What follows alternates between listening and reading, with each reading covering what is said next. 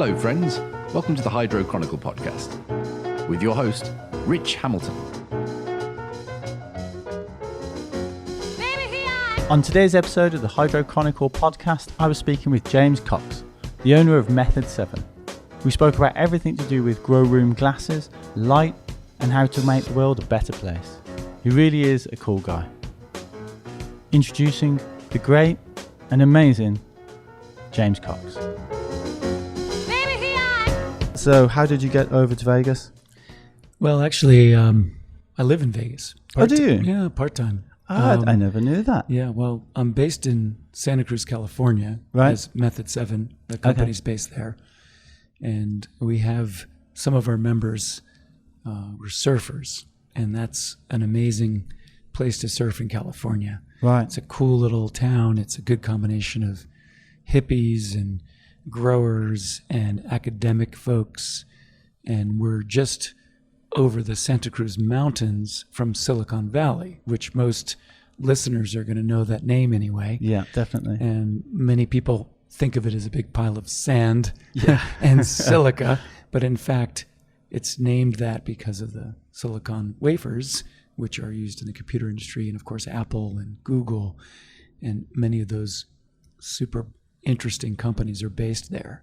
So there are mountains that separate Silicon Valley from Santa Cruz. Right. Okay. But those mountains are not much of a barrier for those who want to live on the coast and surf and have that California lifestyle. Do you find a lot of people that are working in Silicon Valley actually live in Santa Cruz and they sort of commute as well? Yeah, quite a few. It's not an easy commute, but it's like a different world in a way. And it's very laid back. I encourage everybody to come visit Santa Cruz. I mean, it's a famous little place. Yeah. But it's got, like I say, a nice combination of super smart, interesting people and a lot of funkiness. And if you love the ocean and surfing, it's right there. And it's lots of different surf breaks, and there's whales and dolphin and great kelp forests. And the Monterey Bay, which is it's a marine sanctuary. So it's a special place. And again, for folks that haven't visited the U.S. or California, the classic trip would be to come to San Francisco and drive to Santa Cruz, spend a few days there, and then drive down the coast through Big Sur to L.A. and see that whole amazing coastline. It's one of the most beautiful places in the world, I believe. And so, so I'm fortunate enough to be there. It is one thing I've never done that drive down. I mean, I've been to San Francisco a few times, but I've not actually been down to Santa Cruz or done that sort of the whole LA thing.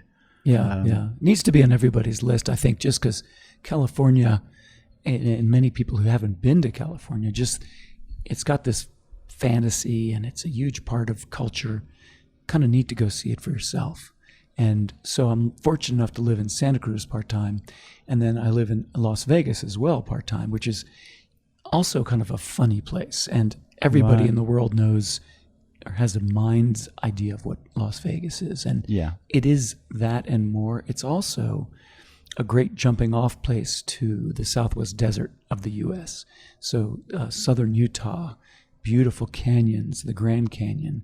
And if you're a nature person, Las Vegas is a great place to live, which sounds quite contrary. It does sound almost crazy. But just an hour from Vegas and you're in high desert and solitude. And one of my favorite stories about how contrast Vegas is with nature and culture is that I bought a new car in Vegas one day and I drove north 1 hour. It was late at night. And I pulled off the road to just sleep in my car. When I woke up in the morning, I got out of the car and I looked over and I was face to face with bristlecone pine, which is the oldest living creature on the planet. The bristlecone pine is this funky little twisted tree, and it looks dwarfed and funky. And they're actually, some of them have been measured to be 4,000 years old. Wow. And this is an hour out of Vegas. And That's you'd never know that. I stumbled on it.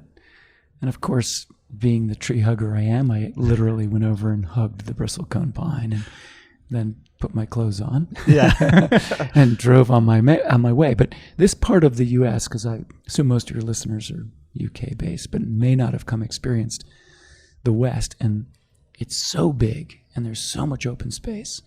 And so the trick is to come see these cultural centers and then blast out into the wilderness and experience nature. Travel out and get that full experience of everything. Super cool.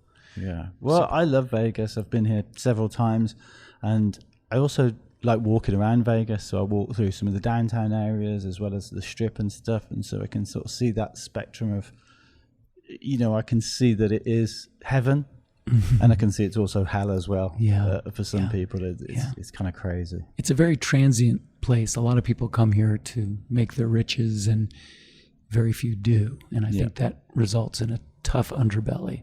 And this is true in many American cities right now. There's a lot of people that are struggling, and it's San Francisco, one of my favorite cities, is really kind of a rough place to be right now. Yeah, I was shocked the last time I went there. I was literally shocked.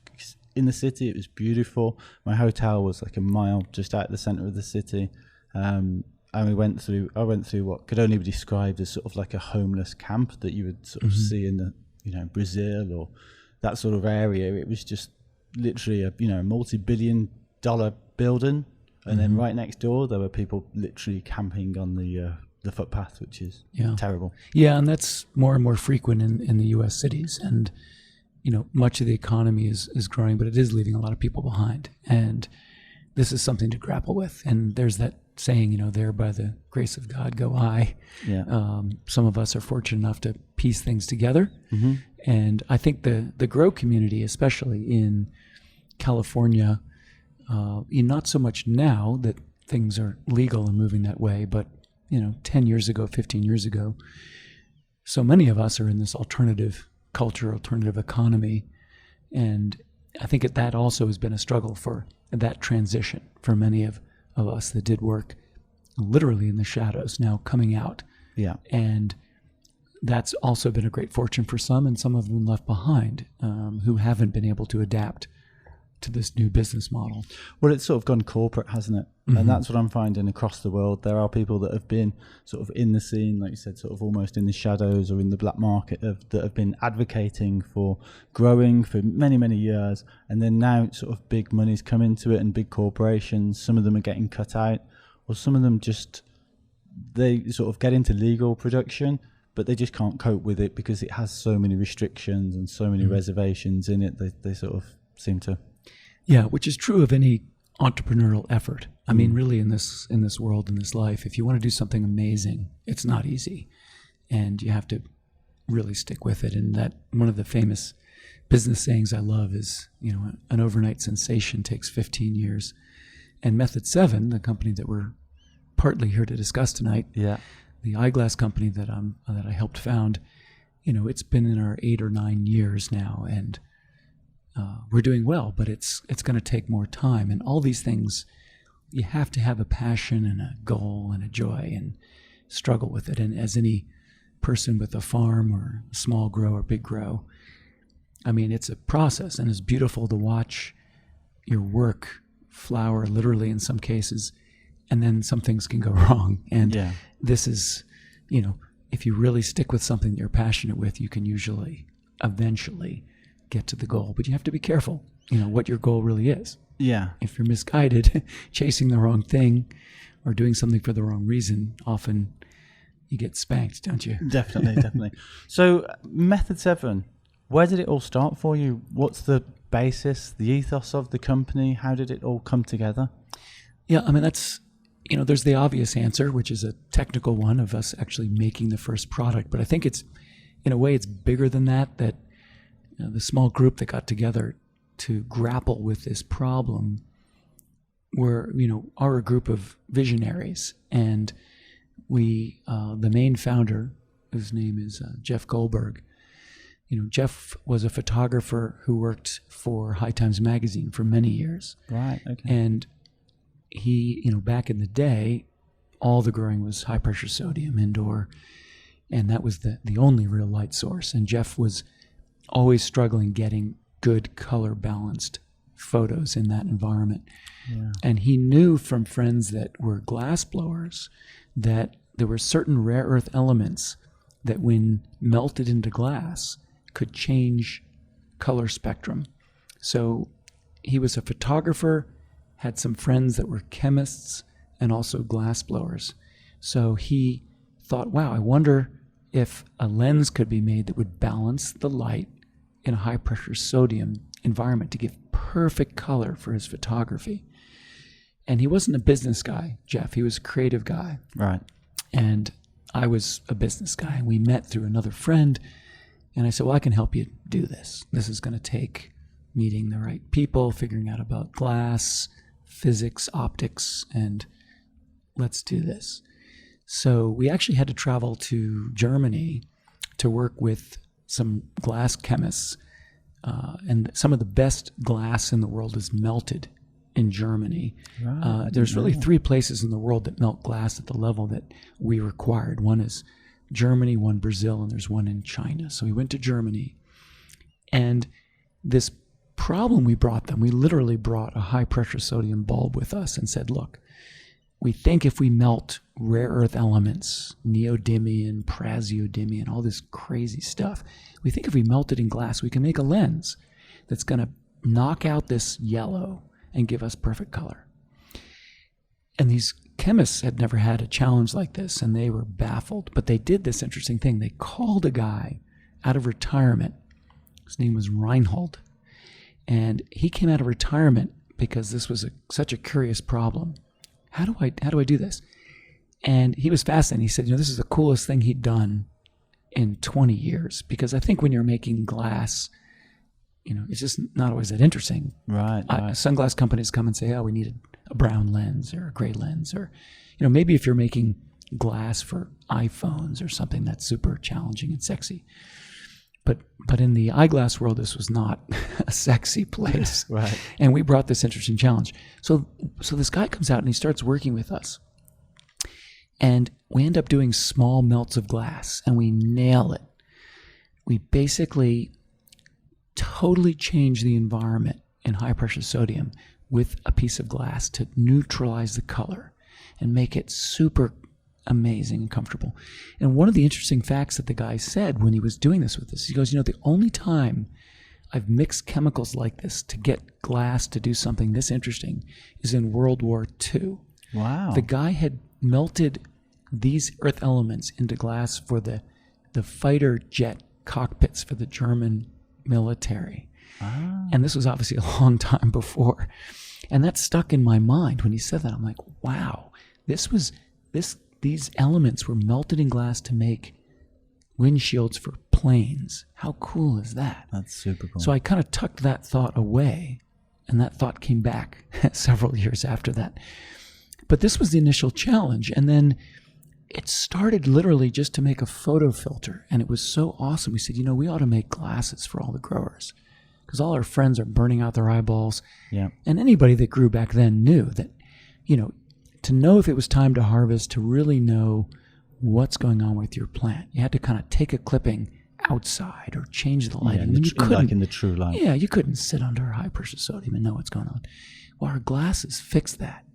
We made these glasses and we put them on and walked into this first grow room in California, 10 lights, nice grow room, really clean. We walked in and went, oh my God.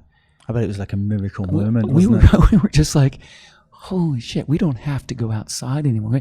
This is amazing. And so we had to make a big commitment. We had to melt 6 tons of glass. 6 tons? Yeah. In order to blend all these elements together to make a lens, it's a pretty old process. So we had to commit 6 tons of glass and $500,000 US. Wow. This was a big commitment. And of course, at the time, we're talking 2010, we had no idea how many growers there were. Everybody's growing in their basements. Yeah, everyone's sort of closed. We don't know whether we can find 1 million growers or 10,000 growers. No idea. But we do know this thing is just insane. It's amazing. We're going to go for it.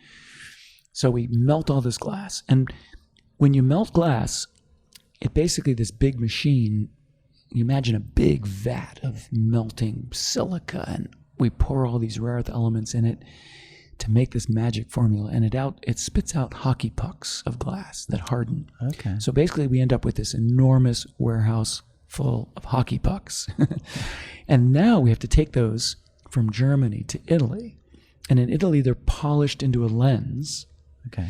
And then you end up with this lens. And some of the lenses for our glasses are curved. They're asymmetrical. They wrap around your face. And that's a much more complex lens. That lens has to be ground asymmetrically so it doesn't distort. Right.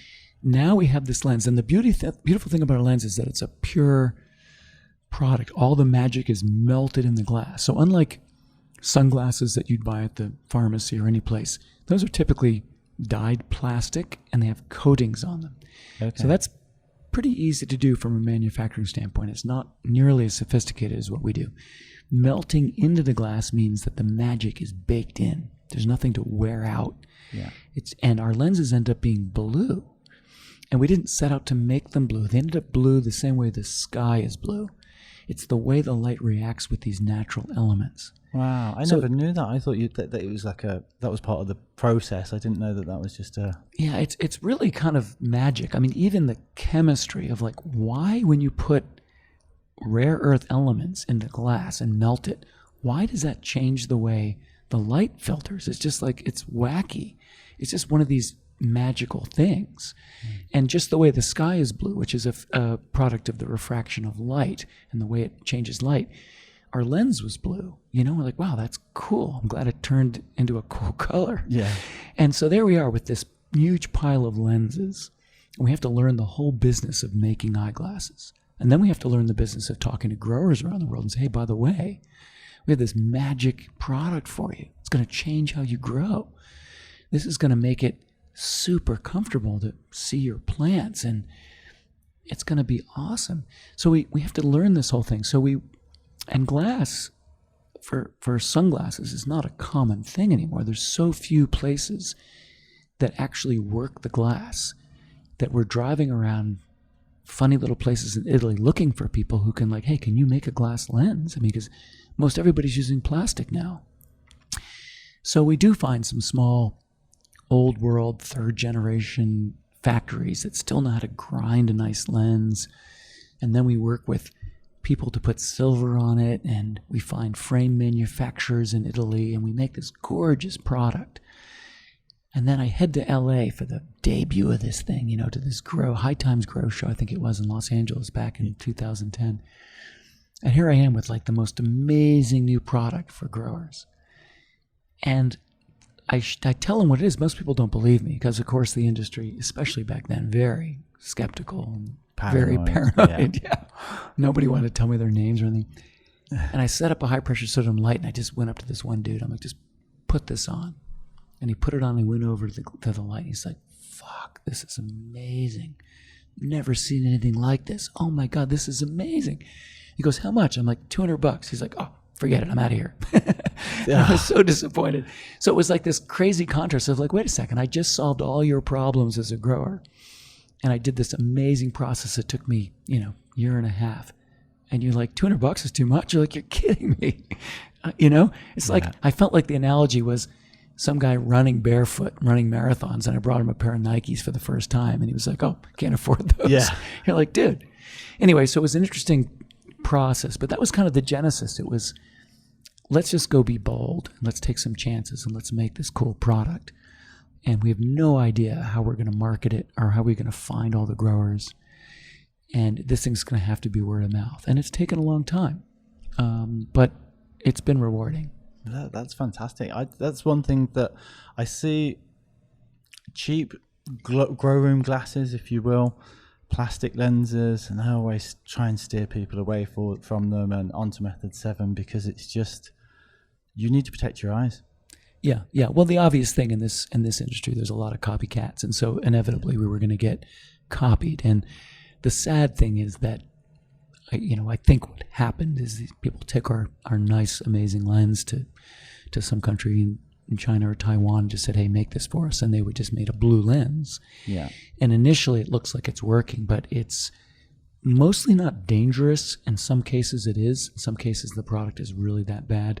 In most cases it causes distortion and there's other problems that make it not safe and comfortable. But it's just sad that this is such an important part of the grow experience and of safety.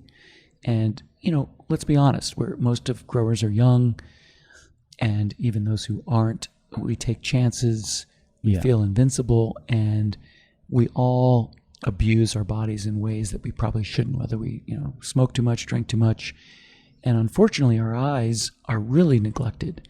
And this is stuff I've learned more and more over the last 7 or 8 years in this industry, even what I did and still do to my eyes. The eyes don't self-repair, just like our teeth. They're things we need to keep careful watch on. And there's just a lot of misinformation. And I think in general, just a bloke going and buying sunglasses, there's so many inexpensive options. You just assume they're fine.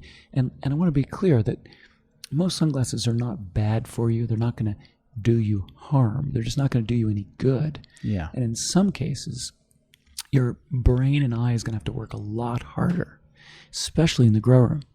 If you wear a regular sunglass under different grow lights, you're basically struggling more. And this is very subtle for some. I've met people who put on the wrong glasses under the wrong lights and they have seizures. I mean, that's the extreme case, okay? Right, okay. Where the brain just can't deal with the strobing lights but you have to admit, just our eyes evolved under a broad spectrum of light that the sun provided, okay? And we may all remember rods and cones in our eyes from science class. Mm-hmm.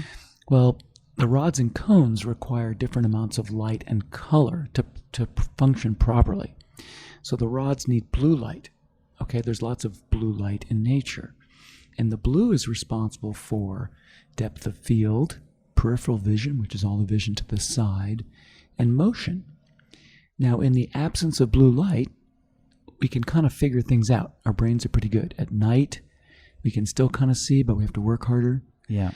A good example is seeing depth of field. Now, most of us have 2 eyes, and you can see 3 dimensions because of the 2 eyes. Now, if you cover 1 eye, you can still see depth, and that's using parallax. Your brain is smart enough to make out distance if you cover 1 eye.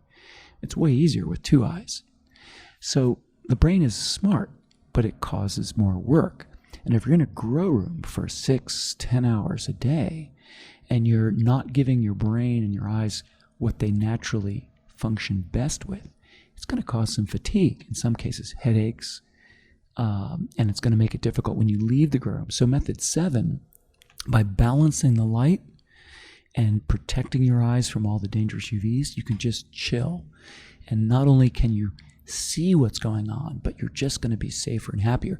So when we started this, the first thought was, wow, we made it so you can see the plant. You can spot the deficiencies. You can see the bugs. How convenient. But what we didn't know is how many more benefits there were.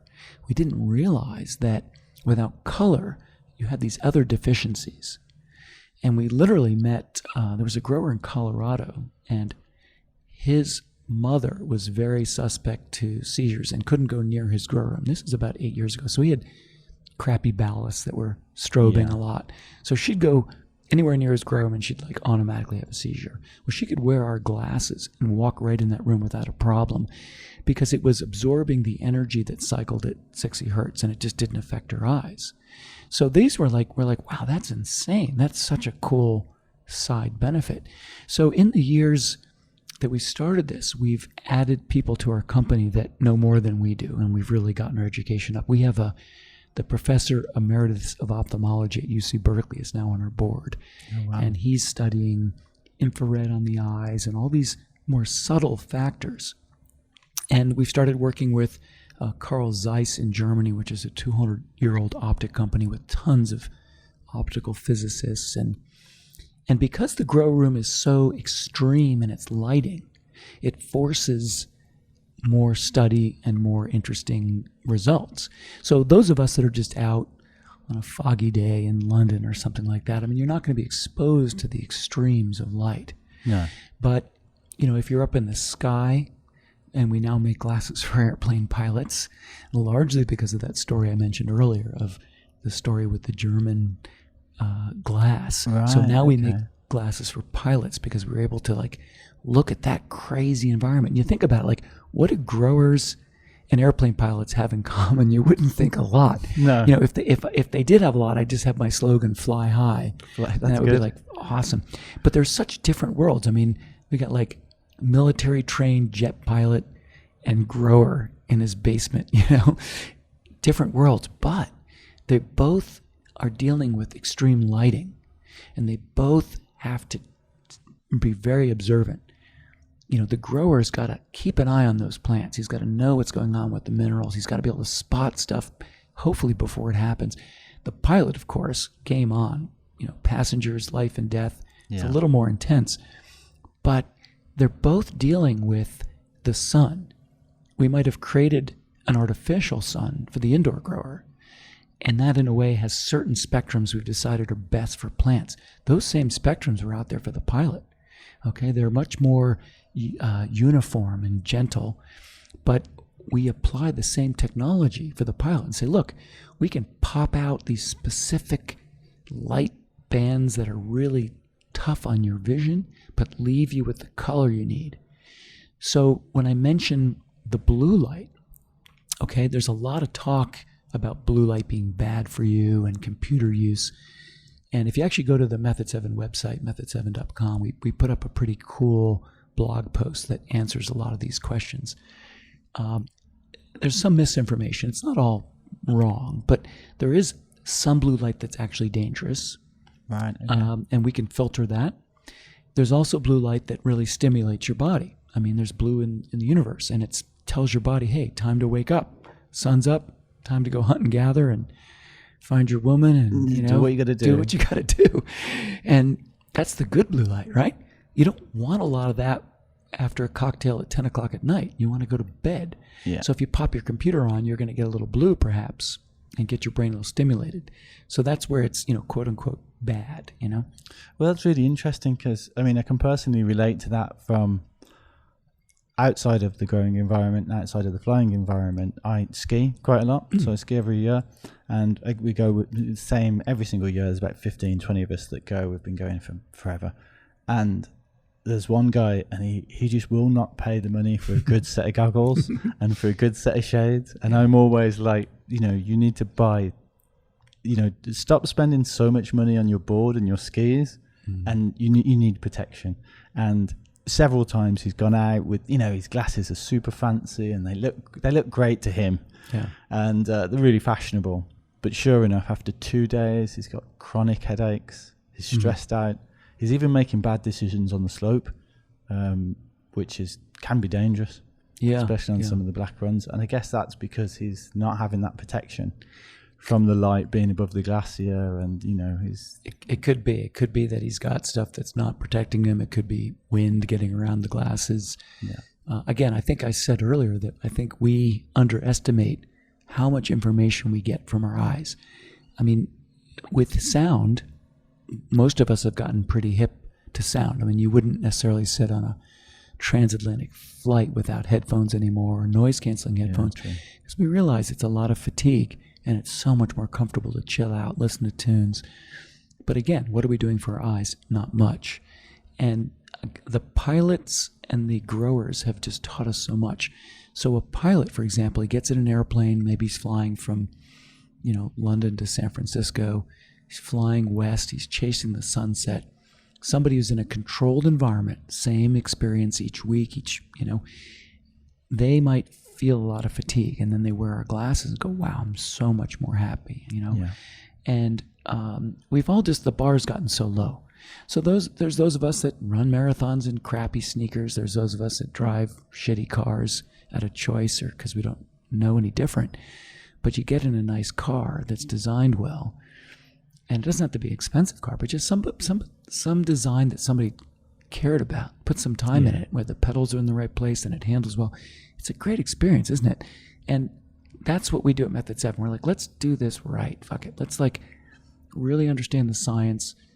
Let's keep pushing the technology, and let's learn about physiology. And I think what we're going to find in the market in general, not just from what Method 7 is doing, but that the sunglass industry and the eyeglass industry, even corrective glasses, the bar's gotten so low because it's been so easy to make cheap products that most of us have never experienced a really good lens, and we don't know any better, and we just put up with it. And your eyes are tired, and I swear, at the end of the day, we have a lot of fatigue. You think it's your girlfriend yelling at you, your job sucks, you worked on your art project and it sucks too. Who knows what it is? All these things contribute to fatigue. But I think we underestimate just how much fatigue we get from our eyes, like your buddy skiing. Yeah, and it's stress as well. Everybody knows that stress is a big cause of, lots of problems in life. So if you can relieve that stress in any way, shape or form, then you need to do it. Yeah, it's noise. I mean, when I say the word noise, people associate noise with bad, right? You don't call your favorite musical song noise. Your parents do, but you don't, right? So there's visual noise. There's a ton of noise visually. And you look out your window. We're here in Vegas. This is actually pretty sweet. Your hotel room is pretty sweet, I must say. It is pretty good. I mean, we can see pretty much everything. This is like pretty good. Top of the world here. But you look out there and there's a lot of visual noise coming at us and during the day. And if you can cut out the noise, well, what happens? You get to have a better experience. Cut out the sound and listen to the nectar. Cut out the noise of the people in your life that aren't serving you and what's available, the people that are there. Read the good stuff, in any part of your life. And this is why the slogan that we have for Method 7, which we're super psyched on, is vision above all. It's a great slogan. It has so many meanings and it guides us. It's the vision of us as individuals, the vision of our company and where we want to go, the vision of the user, helping them have a better vision for their grow, for their life. That's really what I kind of feel Method 7 is. It's about filtering the noise visually, help everybody make better choices. You make better choices in your garden. Life is so short and so precious. So let's fucking get on with it. You only have one go at life. As far as we know, right? Yeah, as far as we know, right. Yeah, so again, it's like, the cheap grow room glasses, the cheap sneakers. Sometimes that's what we do. But if we can take the time to find better things, fewer things, but better things that serve us better, that honor our goals and help us, the best tools, it's so cool. I'm not saying everybody has to go out and get the best damn car, but the right car. And Method 7 makes glasses that are right. If you're growing and you're under a full spectrum or an HPS and you're not using Method 7 glasses, it sounds crazy coming from me, but you're just kind of missing out on the experience. Like, try the damn things. Just see your plants. And you forget they're there because now it's just you and the plants. You've taken away all that noise. And it's especially true and easy. Many of your listeners that have smaller grows, it's less critical, of course. The bigger grows, especially in California, you walk into these rooms with, hundreds of lights and you're in there all day. It's very critical for those people.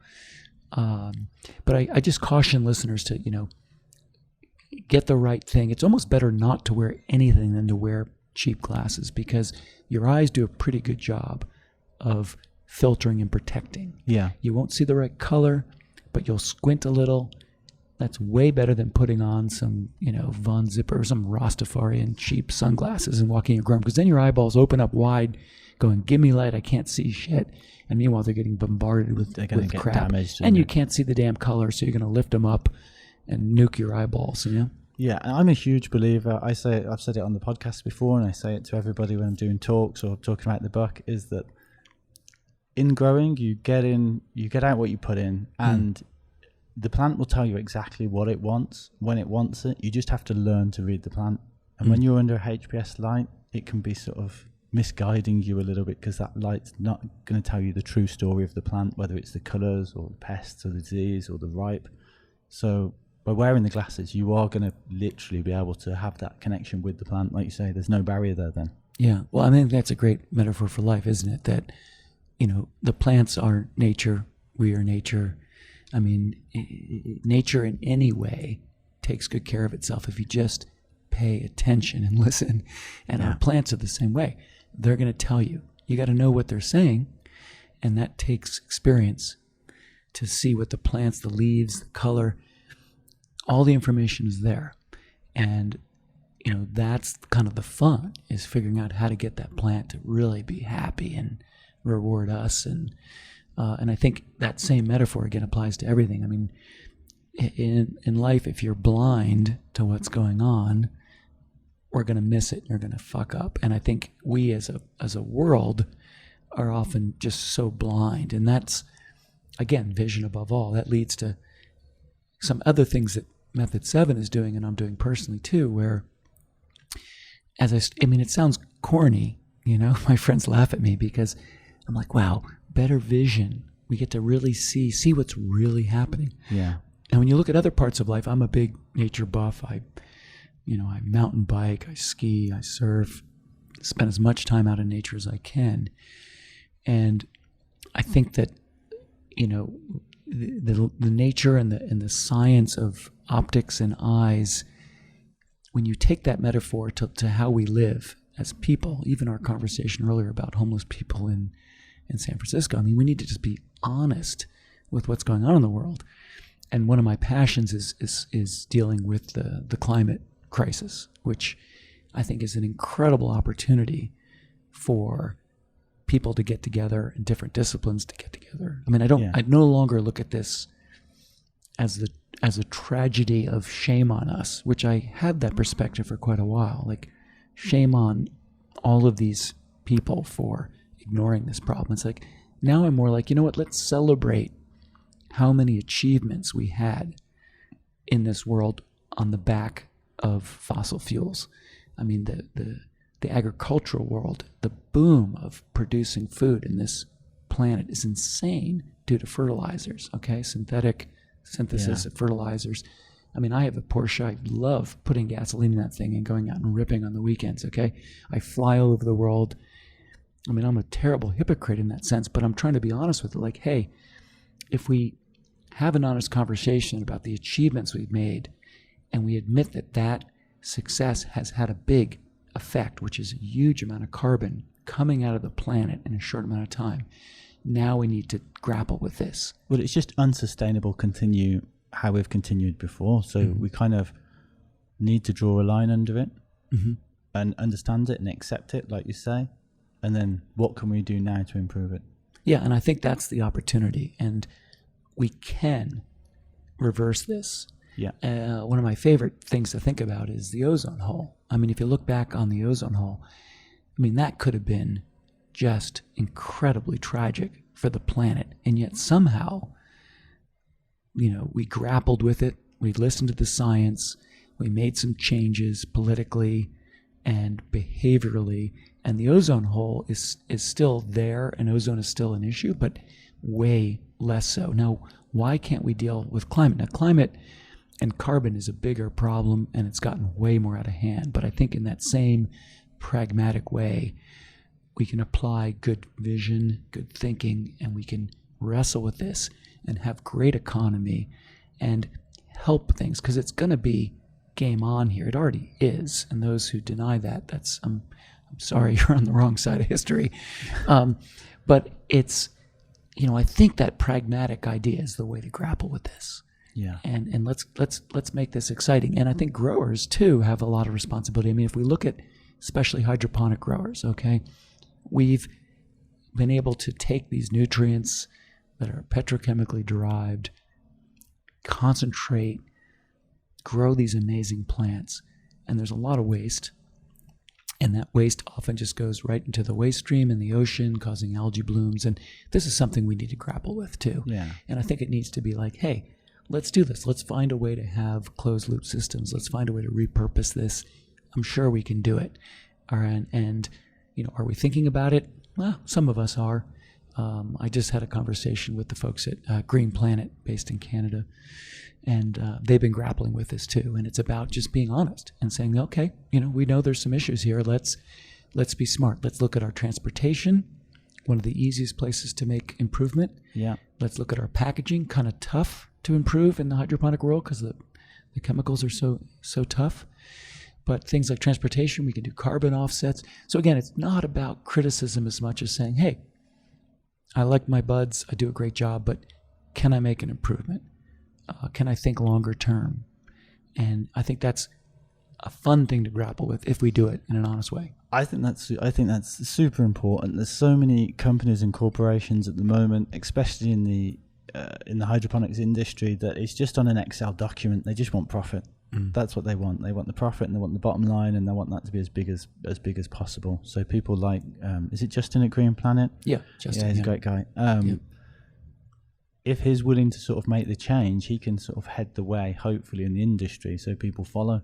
Yeah. So he might not make he might not make as much as he used to make on whatever product it is, but like you said, he's giving back, and I think that needs to be represented through the community, all the way down from sort of production, all the way down to that hobbyist grower at home that might be sort of maybe throwing his chemicals away in somewhere where he shouldn't, or the medium somewhere he shouldn't, and there's places where that can be recycled, and just with a little bit more thought or with a little bit more expenditure, he could sort of resolve that very quickly. Yeah, well, folks like Justin and Steve and Jeremy from Sugarleaf, those guys are really good guys. They've got families, they're in it for the right reason, and they're willing to take an objective look at it and go, we've had a good run, we have great products, and there's more we can do. And if we're honest about it, we can lead this. And yeah, as you say, there may be some expenses along the way, but those guys in particular are willing to take that on, because it's not like the right thing to do. It's fun. It's like, this is like a cool challenge.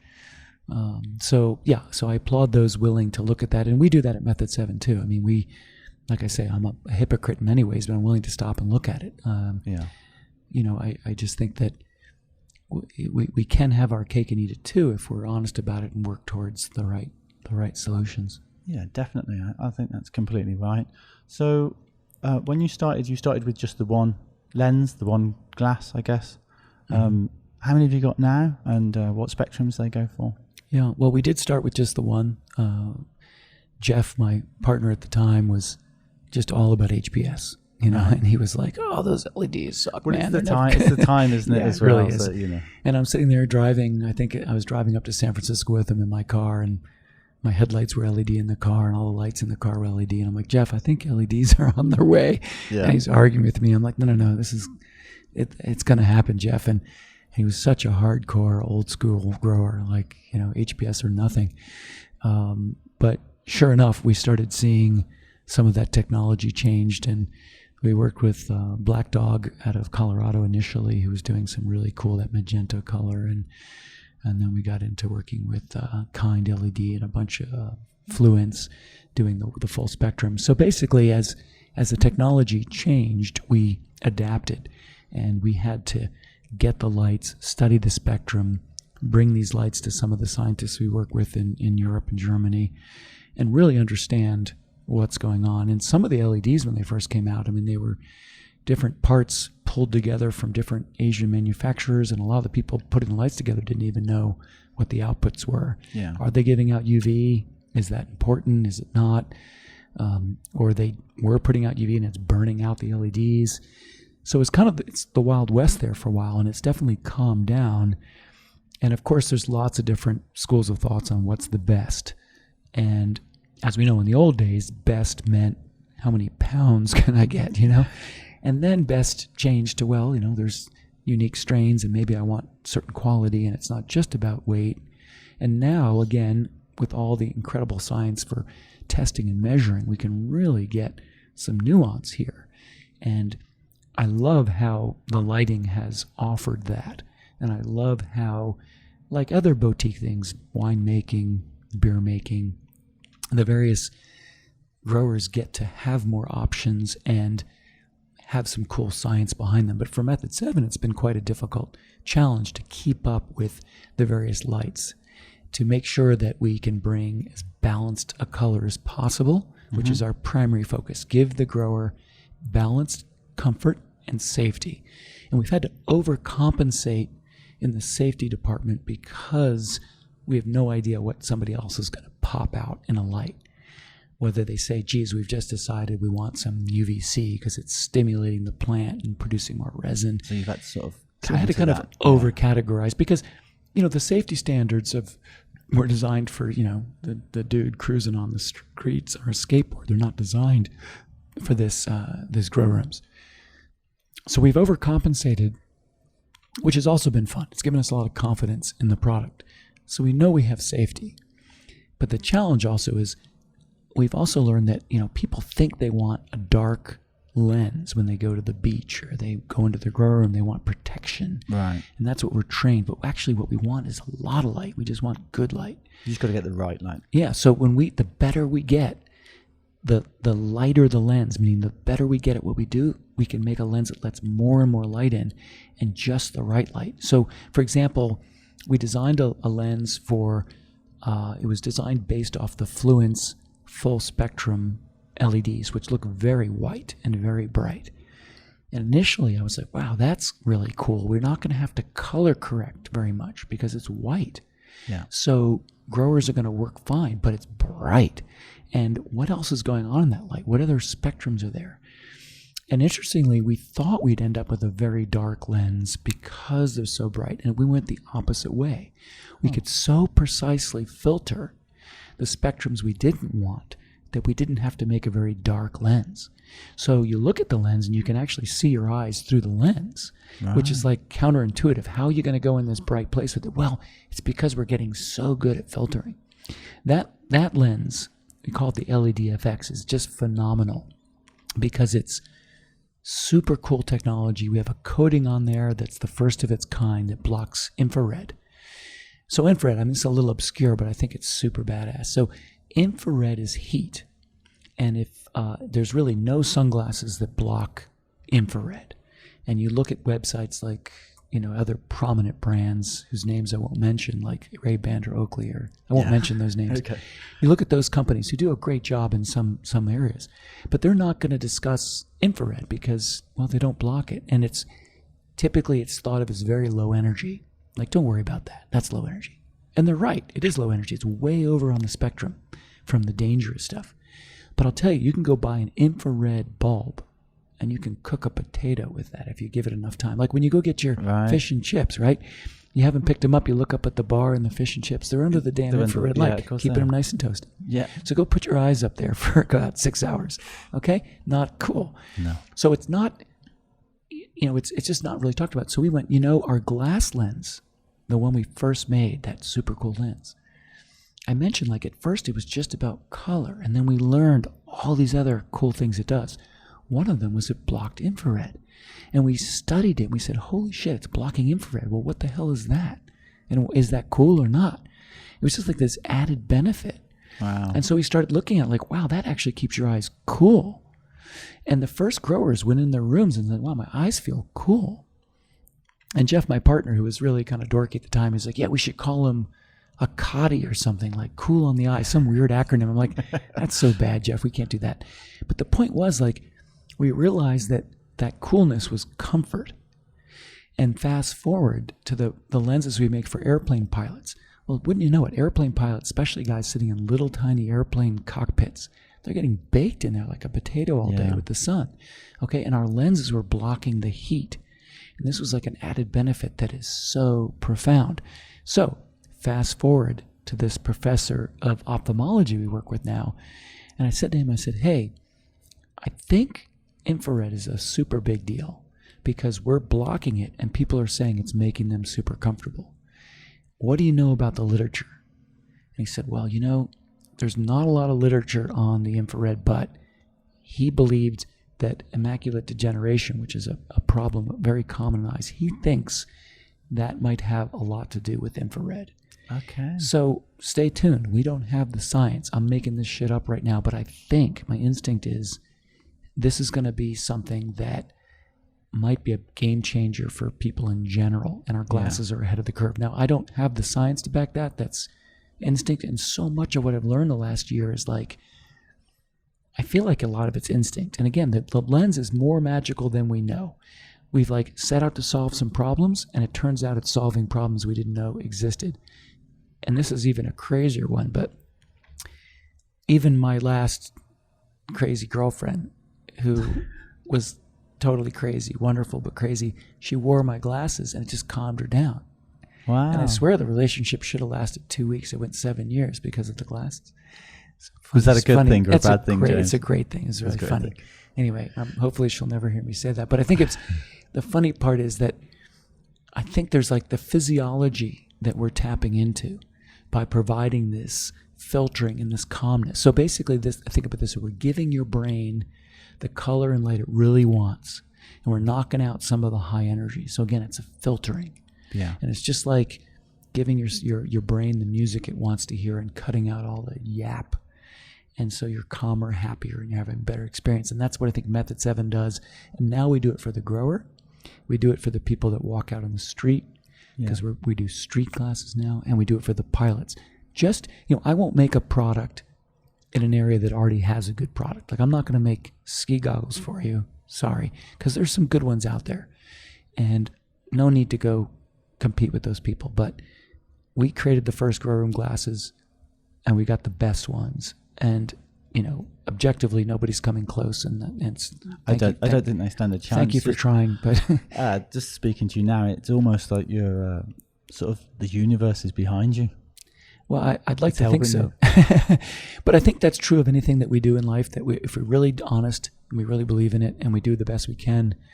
And morally in the right way. You're going to get rewarded, I think. And that's what, that's what I'm saying. Like Green Planet, those guys are doing the right thing, and they're going to be on the leading edge for working towards sustainability and not just ignoring the problems, that we know are in our industry.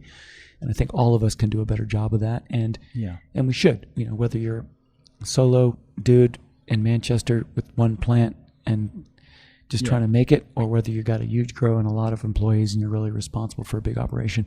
In any of those cases, if you have the integrity to do the right thing, do it, and the world just rewards you in spades. And this is my experience anyway. Yeah, and it's a small cost to pay for those glasses. If you think about even just a very small growing environment, the equipment is so expensive. Mm-hmm. So to pay for a pair of glasses, the right pair of Method 7 glasses that's going to help you, it's a very small cost, I think. Well, it's very. That's going to give huge rewards.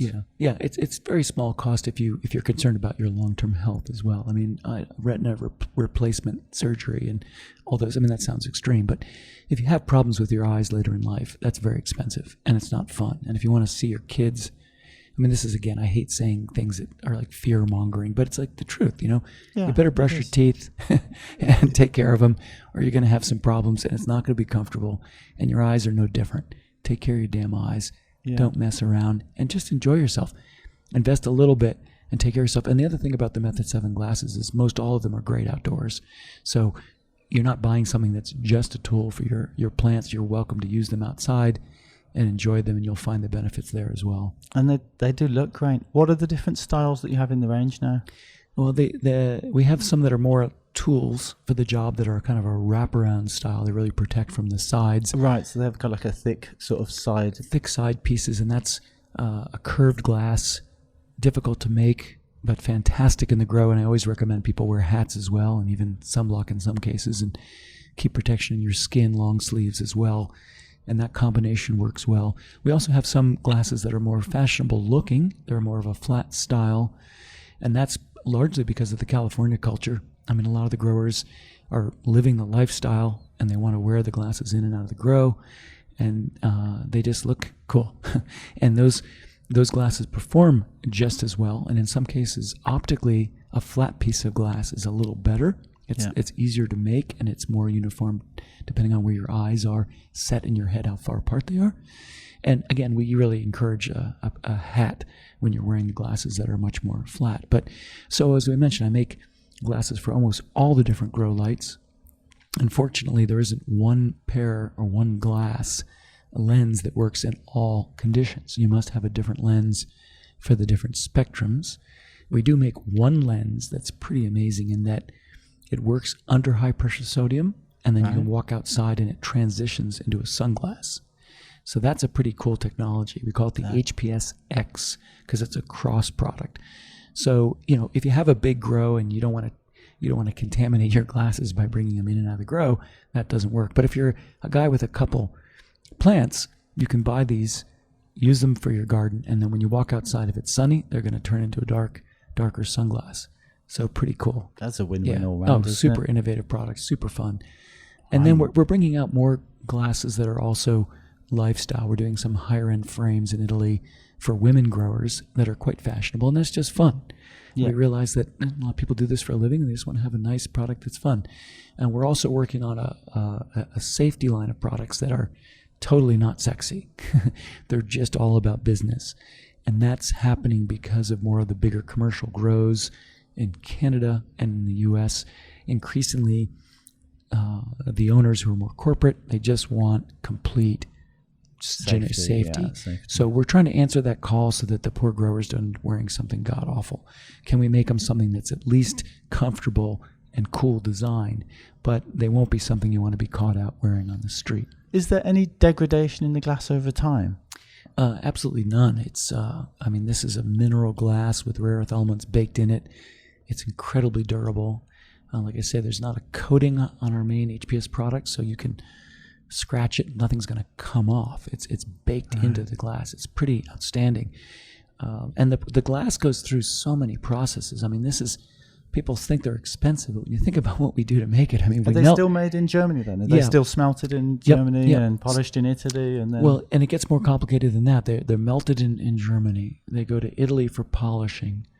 At some of them, we've had to send to China for chemical hardening because we couldn't get the chemical hardening done properly in Europe. But it's done fantastic in China. So this is where the glass gets tempered and hardened, and then we send it to Japan in some cases where it gets thin film coated for anti-reflection. For our aviation products, we actually make titanium frames in Japan. Right. And then the lens either goes back to Italy and gets put into an Italian frame for the growers, or it comes straight from Japan to California for the aviation product line. So incredibly complex product because we're using old world materials that just sort of a lost science, meaning the whole world has shifted towards the plastic lenses because they're so inexpensive. The bummer is it's really hard to make a good plastic lens. Now we do make some lenses, and those that are polycarbonate, those two are very complex in their process to make them well. And there are great companies out there that do that. Maui Jim is a company that makes a great lens. Now they have a very different philosophy in terms of color than we do, but their product quality is good. And Costa del Mar is another one. For Europeans, I think Varney would be another brand that I respect quite a bit. So, we're one of the best, I'd say, objectively, one of the best lens makers in the world because we go to these great lengths, even though we're making them for these funny little niches. There are other great products out there. Yeah. I think the buyers need to be aware that a high-end brand does not necessarily mean you're going to get a complex or really good lens. Probably safe, but not necessarily doing you any favors. Wow, that's incredible. So, I'm going to have to touch on the watch. Oh, the watch. The watch. Yeah, well, we both have these fancy Rolexes now, don't we? We do indeed, Yeah. We do indeed, yeah. Well, the watch, in a way, this watch story is a super cool story. One of my favorite stories out of the many in my life.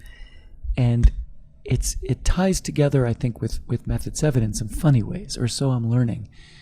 That we've touched on some kind of esoteric stuff a little bit in this talk where, making good choices, less is more, responsibility. I think even as a grower, you might think, I'm just a bloke in Manchester growing a plant. Why do I care about all this shit? Because all these choices we make in life add up to integrity, how great your 100%. plant is. Are you listening to your plant? Are you listening to nature? Are you listening to your body? Taking care of yourself? Are you taking care of your family? We can make short-term decisions that aren't great, but if we keep doing that, it usually costs us. Yeah. And in my life, I feel like I've made my share of mistakes, as we all have, but when I try and do the best I can in any given moment, the world seems to reward me. And I think in Method 7, it's been that way, making good choices with our products, helping people out. It's like a cult, of people that appreciate what we do, and it really feels good.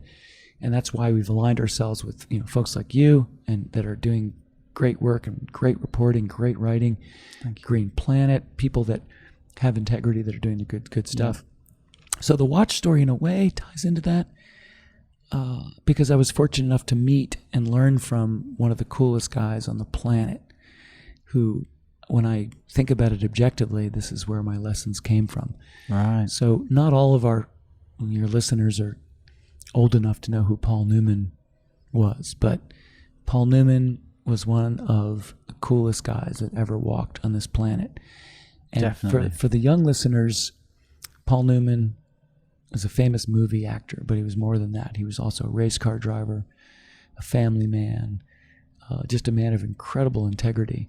And he would be, say, the equivalent to, say, for most of our parents, for their generation, he's like the Brad Pitt of this generation, or the Leonardo DiCaprio. Maybe, much more integrity. Much more than that. Much more than he that. He is. But in terms of the movie star factor, like at the time, Paul Newman was that famous. Yeah. Okay. But yes, indeed, his integrity was incredible. And the movies of the yesteryear were done differently, and the whole industry was very different than today. It was less flashy and whatnot.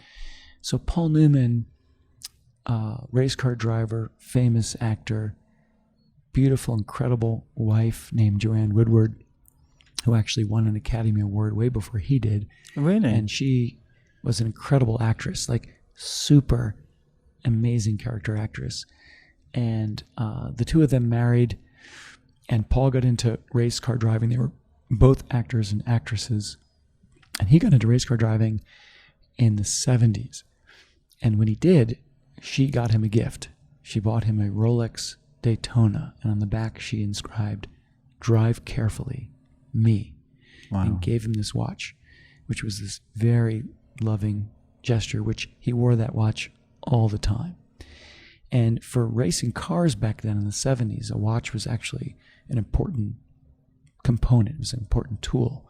We didn't have iPhones and digitals. It's crazy to think that they were timing their own laps on a watch whilst driving at ridiculous speeds as well. Yeah, but look at the old photos of the old racers, and you'd see all their sleeves pulled up, and they're looking at their watches, and they were timing their laps, or somebody on the sideline was timing, and they were using traditional watches for this sort of thing, especially with endurance racing. So this was an important tool for Paul, but also just a beautiful timepiece. So Paul wore this watch racing. He was photographed wearing it. He wore it on movie sets, and it just kind of became part of his brand in a sense. So then fast forward to the 80s, and I go to college and I meet Nell Newman, this woman who's his daughter. So she was going to the same college as you? She went to the same college, and one of the cool parts of the story is that when she showed up at the college, she wasn't using her last name Newman. She was there incognito. Right. Because if you're a daughter of a famous person, you get tired of it. She used to say it's like life in the fishbowl. Everybody thinks they know you. Everybody wants a piece of you. Right. Pain in the ass. So she showed up at school with a fake name. So when I first saw her, I was standing in the driveway at my college, and this car came zooming down the driveway, in the gravel driveway, and she hit the U-brake and spun this car around. Wow. Parked it, got out with a six-pack, a St. Pauli girl, marched right past me with this look like, "Who the fuck are you looking at?" And I was like, wow, nice. There's a girl for me. Can you remember what car it was? That It was a Nissan Stanza, had to be, that was like a mid-'80s tan-colored Nissan Stanza. So her dad was racing for Datsun at the time. This is before they were Nissan, and the girls got loaner cars. So she was in college with the car, which was cool enough. You see some chick with a car. I didn't have a car in college. But anyway, so here's this, she had really short hair. She looked tough as nails, six-pack of beer, marched right past me. And she's a little older than I was. And I was like, wow, that girl's cool. So I had no idea who she was. I just thought she was cool.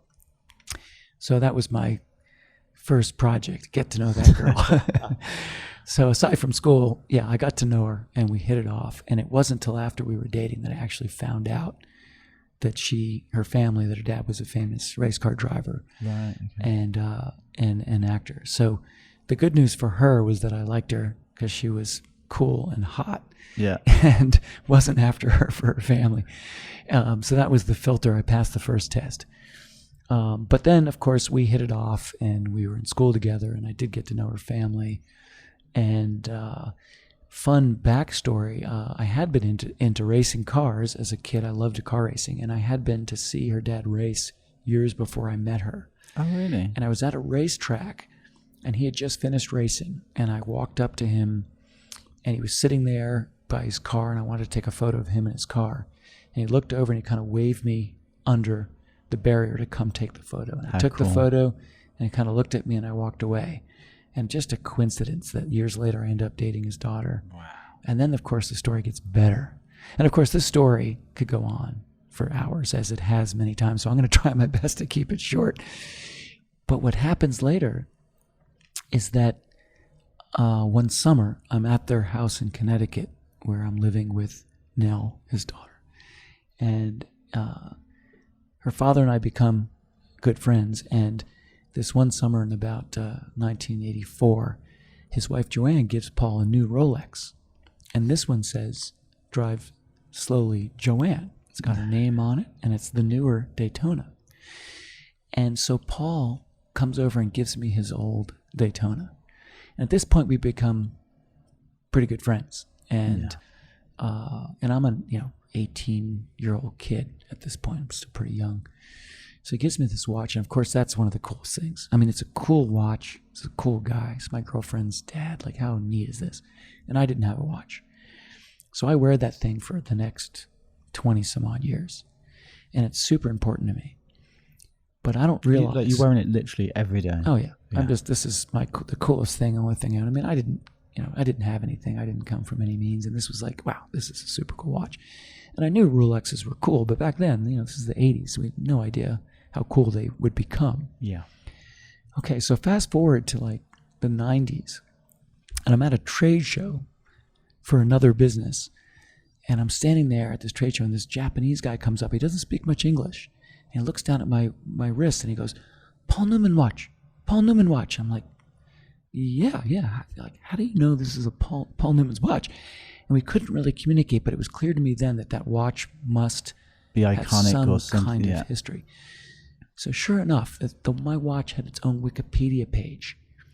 And it turns out that the whole vintage watch collecting movement may have started because of my watch, because Paul Newman wore it and made that particular Rolex Daytona iconic and super badass. And that the whole thing didn't come together me then, but soon the story started to build. And I realized, wow, I may have like one of the most iconic watches ever. Okay, now this is back when Paul was alive. Paul passed in 2008. So I remember talking to him a little bit about the watch, getting a little backstory on it. But at the time, it still wasn't super big deal. And for me, it was just a super personal item.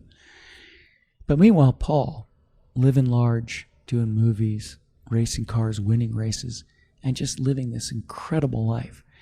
And many know that he started a food company. He made a salad dressing that ended up being very successful. And he went, it'd be super tacky to keep the money from this. I'm going to give all the money to charity. So he created a food company where every dollar went to charity. I never knew 100% of the profits from Newman's Own at the time. Yeah. And they're up to like 600 million, I think, and counting. So extremely philanthropic. And Paul's MO was, and he used to say this, if people knew how good it was to give their money away, they wouldn't wait till they were dead to do it. That's great. And so the stuff Paul did in his lifetime was just insane, with his business and his personal life. And when Paul passed away in 2008, and the stories that came out about that man and how he lived were amazing. How many people's lives he touched, and how many things he did anonymously. Right. That he didn't brag. He was just a low-key dude. And I mean, I wish I spent more time with him than I did. The door was completely open, but we had this funny relationship because I was so respectful of his privacy, and he would invite me places and I'd decline, trying to honor his privacy when in fact they were genuine offers, and the few times I did join him, they were really tender. And I'm a young guy, but I'm watching him, and I learned so much from him. And again, I think that the power of that man is as an example to us in business and in life, that if you do the right thing as best you can in each moment, it does come back to you. So fast forward, I find out, okay, I've got this incredible watch that may be the holy grail of all watches. What am I going to do? And somebody finds out I have it, and they offer me $2 million for this watch. And I'm like, you're kidding me, $2 million? So I don't sell it. I'm like, no, you can't have it, but thank you. Was it a private person? That was a private person, yeah. So at that point, I put the watch away. I'm like, I can't be walking around with this thing. And I start to realize how valuable it is. And I do some homework, and I find out, indeed, there's little groups of Rolex watch collectors that get together in obscure parts of the world each year and discuss all the cool Rolexes. And each time they bring up, where's the Paul Newman Daytona? Who has it? What do we know about it? Where did it go? And I see this in Wikipedia and I see literature and I'm secretly laughing. Okay, I got the Daytona and I'm keeping quiet. But I realize, this watch has a lot of power. Yeah. And not only is it valuable, but it's got stories. And am I going to squirrel it away? Or am I going to bring this watch to the world? And I feel a little sense of responsibility. And I said, if Paul was alive, and I went to Paul and said, hey, Paul, that watch you gave me is iconic and super valuable. And he would look and go, what are you going to do, kid? You're not going to keep it, are you? Like, do something cool. And I'm like, that's what he would tell me. Like, don't keep it. Because Paul was not a guy that had a ton of fancy cars in the garage. He didn't accumulate stuff. He was about having a good experience. And I'm like, I can't squirrel this thing away. So I did some homework, found some amazing people in the watch world. This fun Swiss guy that's whole life is vintage watches and Aurel boxes. And he's like, through a friend, he found out I had this watch. And I'm in LA with my buddy, and he calls up this guy in Switzerland and says, you know what? My friend has the Paul Newman Daytona. He's like, wow. You mean he has a Rolex Daytona? He goes, no. He has the Paul Newman Daytona. And there's silence on the phone. He's like, this guy's name is James. Is he gonna be in LA in a day? And my buddy leans on the phone. He's like, James, you gonna stick around? I'm like, yeah, I'll stick around. He's like, I'm coming to see him. So this guy in Switzerland literally gets on an airplane and comes to LA to see this thing because his whole career he's been like, he knows this is the most famous watch. It's literally the Holy Grail. It's the Holy Grail, and he's going to come see it. So he comes to LA. We meet. We have dinner. I'm wearing the watch. He doesn't know I'm wearing the watch at dinner. He catches a glimpse of it, and he's like, you're wearing it? I'm like, well, yeah, it's my watch. Slides his food aside. May I? And he pulls out a loop, and he's looking at this thing.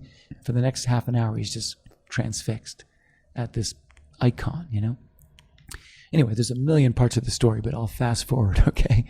So basically we decide that not only is it valuable, but there's a story to tell. And the watch is magical because Paul Newman wore it racing, he wore it in movies, and this watch just took on the vibe of this man. And that's why it's iconic. It's not so much that it's a Rolex that's part of it or that it's a cool one. It's that Paul Newman wore it, and it was at dinners with Martin Scorsese, and it was on movie sets, and it went on the 24 Hours of Daytona. It's just got this magic, and I'm not much for that crap, but this watch was cool. And I felt like we had a responsibility to get this watch out there to watch collectors, let them wear it and touch it, to tell the story and bring this vibe back. So that's what we did. We decided we were going to market this. We're going to take it around the world. We're going to go to 8 or 9 countries. We're going to bring Paul's race cars with us and park it next to the watch and really tell this story and then put it up for auction. And so we do that in 2017. We announce the story through the Wall Street Journal, and the Wall Street Journal does this beautiful story on the watch and everything I've just told and much more. And the world listened and stood up. So if you Google top 10 Wall Street Journal stories of 2017, our story is number 5 most read. So that just shows you the power of this beautiful story. And it's Paul Newman. But it's the power of Paul Newman. It is. Exactly. So fast forward, we do this auction and we sell the watch, and it sells for $17.8 million. $17.8 million. Yeah. Isn't that insane? That's incredible. Yeah. And the cool part, the story continues because the money's all going to charity. So the money's going to Nell Newman's foundation. His daughter runs a charity that I'm the treasurer of, luckily. And it's not, when you give that kind of money away, you don't just write a check to UNICEF. I mean, you work on it and you do it strategically and you find cool things. So basically, the power of that watch lives on in going out and doing great stuff as Paul would love to see. And it's just fascinating. And most of it's going towards climate-related stuff and organic agriculture and trying to make the world a better place. Some of it's humanitarian, but it's about playing it forward in the most cool way. That's a beautiful story. Yeah, what a great way to use the money. Yeah, so I mean, I could talk about this all night long, but it's kind of fun. And you and I met over a year ago, I think. Yeah. Is that right? Yeah. And I think I gave you the shorter version of the story.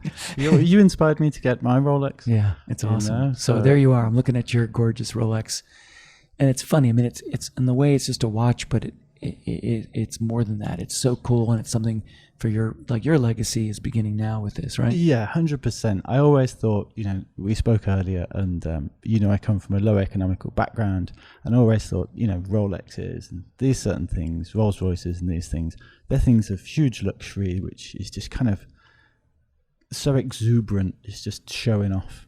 Mm-hmm. Until I got a Rolex, until I heard your story, until we started communicating, and you inspired me to get one, and then start the legacy of my own. So it's not just something that I see that's exuberant and I've spent loads of money on it. It's an investment that I want to pass through to my family and to my children. We were talking yesterday. Now I want to get it engraved, so then when I pass it down, it has something a little bit special, a little bit more special, that can be kept in the family and hopefully move on through those generations. Yeah, I think that's cool. I mean, these items, whether they're Rolexes or fancy cars, I mean, on the one hand, you can appreciate the design and the engineering and the ingenuity and all that it takes to make these things, like a Method 7 pair of glasses. I mean, it's so much work. And you can look at them and just say, oh, it's just a pair of shades, mate. What's the big deal? Or you can go, wow, that's a lens, and it's neodymium, and there's a tremendous amount of craftsmanship. So there's energy being put into it as well. Yeah. Just like, the Method 7 glasses. Talking with me today, there's so much energy and passion and love that's gone into those glasses, that there is something a little bit more special than just a pair of glasses. Yeah, I think so. And like watches, I mean, there are inexpensive watches, that tell time just fine. Yeah. The Swatch is a great design solution in itself, and they're quite elegant looking. It's a very different proposition than a Rolex. So it just depends what you're interested in. But again, I think that if you're passionate about golf, get the best clubs and see what that means to have the clubs that somebody made well. If you're interested in cars, spend the time and rebuild that Austin Healey or whatever the hell it is. It's just fun, and it's about celebrating the best of humanity, right, in a way. And so you can look at Rolex that way, or you can say, oh, it's just a stupid thing in a rap song. I don't need one of those. But when I've got a new Rolex now, so that's the question. What is the new watch? Well, I wanted another Daytona, but they're almost impossible to get, because I think part of my story drove the market insane. Right. So even I cannot walk into a Rolex dealer and get a new Daytona. The irony. Yeah, it's just ridiculous. And Rolex has promised to help, and perhaps they will someday. But there's a lot of people in line. But what occurred to me is that the Rolex for me was a story. It was a story about Paul Newman, and it's affected my life, and now I'm helping other people. And I wanted my next watch to be a story of its own. And I wanted to stay with Rolex for many reasons. And within the Rolex line is the Rolex Explorer. And that watch has a history of its own. It's worn currently by Ed Viesters, who's a friend of mine I know from my days working at the North Face years ago. He's, the preeminent mountain climber that's climbed all of the biggest 14,000 foot mountains in the world, 14 meter, the biggest mountains without supplemental oxygen. He's a super cool cat, very level-headed, and Ed always used to talk about how getting to the summit of a mountain is just the sexy part that most people focus on, but getting down is that's where the real work comes. And he's come within sight of so many summits and turned around and realized today's not the day, and taken his time and been thoughtful and calculated. And he's lived his life that way, and that's why he's still alive in one of the most dangerous pursuits you can have, is this high mountaineering. So Ed's got like the right attitude and metaphor, and he wears the Rolex Explorer, which has its history with Sir Edmund Hillary, was the first to summit Everest. So again, on the one hand, these are just symbols, these tools, but historically they were tools necessary for navigation, the watches, and they were super useful in these extreme environments. Today it's more symbolic. So for me, the Rolex Explorer is the one I have now because my friend Ed has one, because he's a mountaineer, because for me, the next chapter is this expedition of humanity, if you will, to grapple with climate change. And we as a world have summited basically the carbon mountain. We've taken advantage of all this fossil fuels. Now it's time to come down the mountain and ground ourselves. Of course, this metaphor is a bit of a stretch, but I feel like sometimes it helps us get together in the story. So this Rolex I have now is about that story. I want to build that story with Ed and my friends in Iceland. We're doing a project there where we're trying to change the future of the west of Iceland, which, many of your listeners may know that Iceland currently is the largest open space in all of Europe. It holds that in the highlands and in the west of Iceland. So it's a big open space. It's very important environmentally in terms of its contribution to the minerals of the ocean currents, the glaciers that are there. Right. Just recently, the very first glacier in Iceland has disappeared. There's actually a plaque and a poem to the last goodbye to the glacier. It's quite tragic, but this is the reality that we have to face today. So part of the energy, the money from the watch is going towards a conservation project in the west of Iceland to take this area that's destined to be dammed and mined for aluminum and instead turn it into a national park. And so Ed Viesters and my friends in Iceland, we're going to go do a climb to celebrate this new manifestation that we're trying to achieve there. And we're going to bring the Rolex along and try and again build this story because it does bridge audiences. So, the growers that are listening to this may not be into Rolexes or into conservation, but all these are the same story, in some ways. And the Rolex community is the same. These are passionate people that may not be thinking about conservation, but now they can or will. And let's pull these different voices together and communities together to be our best and collectively make some change. And my passion, of course, is let's draw down carbon, let's grapple with this and make great economy and protect those vulnerable parts of the world that are going to be hit hardest by these changes.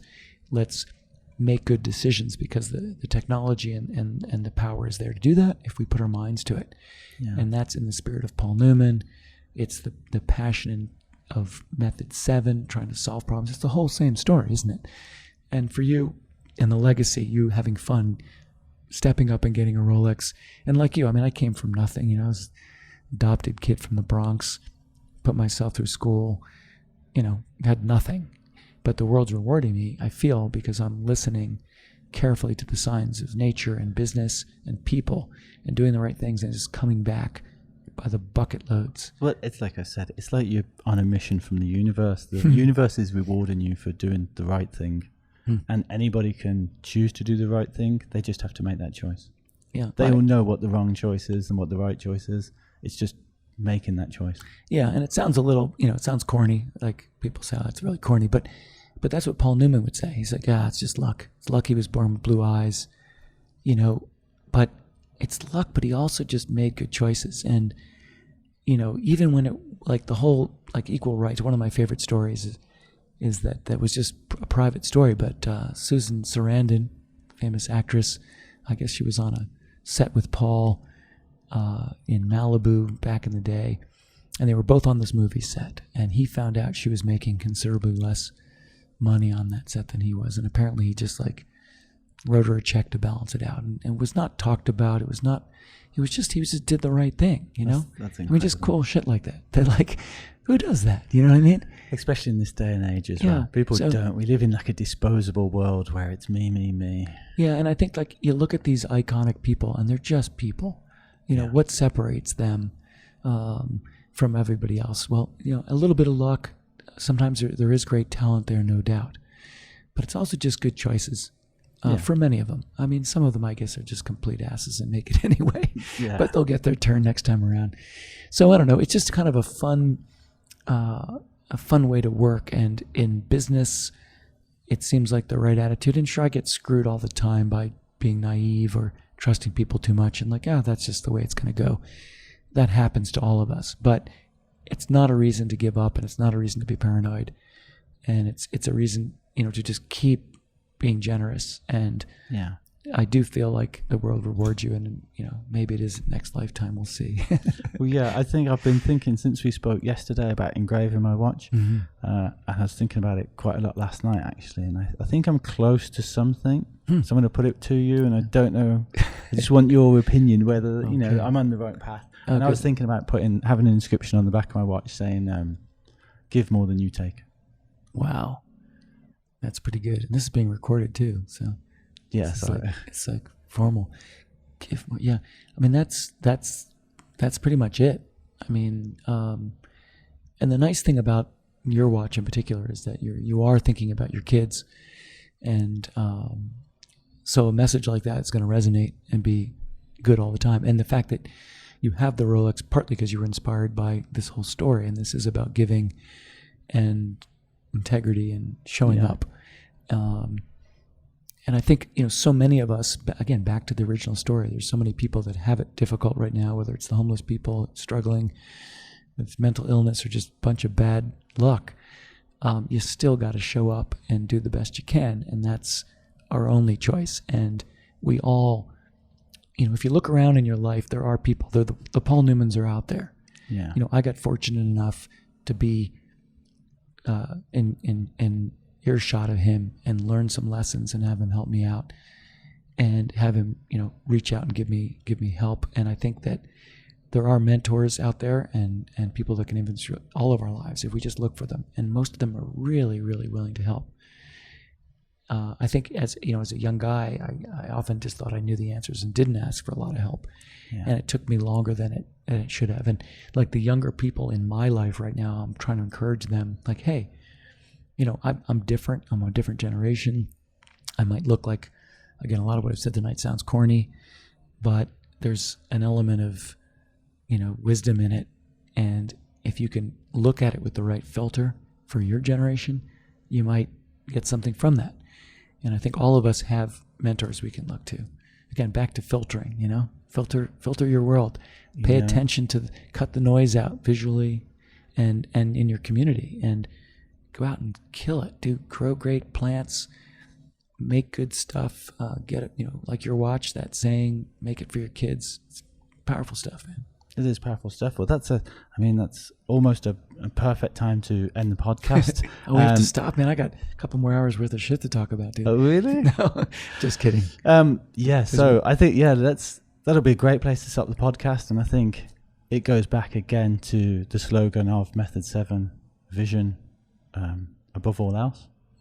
Yeah, thanks, man. It's so great knowing you, and I appreciate your work, and best to everybody out there in the listening world, man. Well, thank you, and thank you for coming on the podcast. It's I personally find you completely inspirational. Everything you do, you seem to do for the right reason, and I think that resonates across the industry. And I just like to personally say thank you for that, sir. Thank you. Awesome. Oh, great. I appreciate it. Just before we go, is there any shout outs you want to give? You mentioned Green Planet earlier.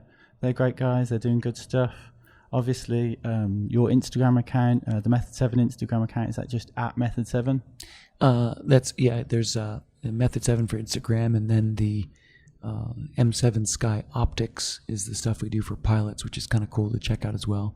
But you can find all those links on method7.com if you're curious about that.